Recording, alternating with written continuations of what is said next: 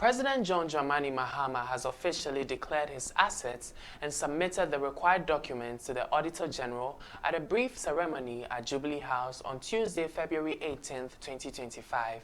President Mahama also issued a stern ultimatum to his appointees to declare their assets by March 31, 2025, or risk removal from office.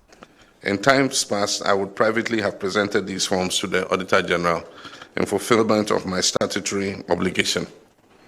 I've taken this step of presenting these forms publicly as a way of injecting some openness and transparency into the process of assets declaration. I've always maintained that while it is all well and good to punish corruption, a more effective way of addressing the canker is preventing it from occurring in the first place. I honestly believe that if properly curated and enforced, the assets declaration process can become a sustainable tool for tackling corruption. Corruption by nature is insidious and thrives under the cover of darkness. The more light that is shone on it, the more likely that it will be fought successfully. I've also taken this step to send an unmistakable signal to all public office holders, especially those that I have appointed, that I take the declaration of assets very seriously and expect full compliance from them. I've asked the Chief of Staff to send word to all appointees to ensure that they declare their assets by the end of the first quarter of this year, that is, by 31st March 2025.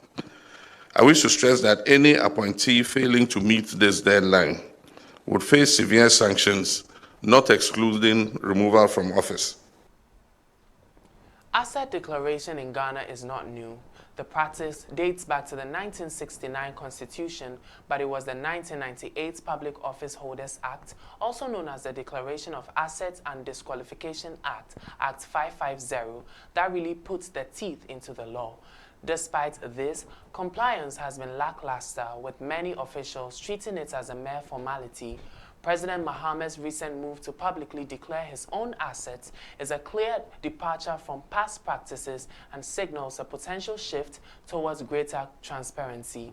The president said many public officials may not even realize they are legally required to declare their assets and urged the Auditor-General to remind them of their obligations under Article 286, Section 1 of the 1992 Constitution and the Public Office Holders Act 1998, Act 550.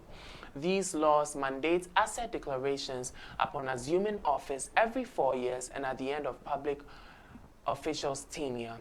Honorable Julius Deborah, the Chief of Staff, later confirmed the March 31st deadline, adding that all appointees are given ample time to complete the process. Assets declaration system in Ghana has often been criticized for lacking transparency. However, President Mahama acknowledged these concerns and called for reforms, including making the declarations public. Supporters applaud this move as a necessary step to restore public trust and accountability. What do you think? Share your thoughts in the comments below. This is the News God. Thank you for watching.